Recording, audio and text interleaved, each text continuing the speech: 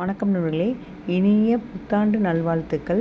இன்றைக்கி புத்தாண்டு அன்னைக்கு எந்திரிச்ச உடனே கேசரி கிண்டியிருந்தோம்.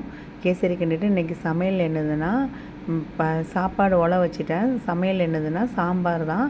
சாம்பார் வச்சுட்டு சிவப்பு பீன்ஸு கிரேவியும் உருளைக்கிழங்கு ரெண்டும் மிக்ஸ் பண்ணி கிரேவி வைக்கலான்னு சொல்லி தான் இன்றைக்கி பிளான் பண்ணியிருந்தது. எப்போவுமே ஒரு ஃபெஸ்டிவல்னால் எப்போவுமே நல்ல உப்பு போடுவாங்க. உப்பு ஜாடி ஃபுல்லாக நிரம்ப உப்பு போடுவாங்க. எங்கள் அம்மா இந்த வருஷப்பிறப்புக்கு, தீபாவளிக்கு, பொங்கலுக்கெலாம் உப்பு டப்பா நம்ம எந்த டப்பா நமக்கு ஃபேவரட்டோ அந்த டப்பாவில் எடுத்து வச்சுருவோம்னா அந்த டப்பாவில் உப்பு கரெக்டாக அந்த நிரம்ப அது இருக்குன்னு எங்கள் அம்மா சொல்லுவாங்க. அதுமாதிரி நானும் வருஷப்பிறப்பு உப்பு வாங்கி போடுறோம். மற்ற இடையில உள்ள காலியாகவும் எப்போ உப்பு காலியானாலும் வெள்ளி செவ்வாயை பார்த்து நான் அதை நிரப்பி வச்சுக்கிடுவேன். அந்த வேலையும் நான் இன்றைக்கி முடிச்சுட்டு இன்றைக்கி கேசரியும் வெண்பொங்கலும் தான் மார்னிங் டிஃபனு.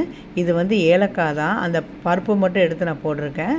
அதே மாதிரி இன்னொரு அடுப்பில் ஒரு அடுப்பில் கேசரி, ஒரு அடுப்பில் வெண்பொங்கல் ரெடி ஆகிட்டு இருக்குது. கேசரிக்கு நான் நெய்யை ஊற்றி முந்திரி பருப்பை மட்டும் தாளித்து எடுத்து வச்சுருக்கேன். அது போக மீதி உள்ளதுக்கு கோகோனட் ஆயில், தேங்காய் எண்ணெயை ஊற்றி நீங்கள் கேசரி கிளறி சாப்பிடுங்க. செம சூப்பராக இருக்கும், நல்லாயிருக்கும். கேசரி செம்ம டேஸ்ட்டாக இருந்துச்சு. மீண்டும் இனிய புத்தாண்டு நல்வாழ்த்துக்கள்.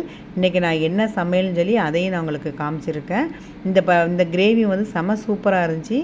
இந்த சேனல் பிடிச்சிருந்தால் லைக் பண்ணுங்கள், ஷேர் பண்ணுங்கள், ப்ளீஸ் சப்ஸ்கிரைப் பண்ணுங்கள். பாய்.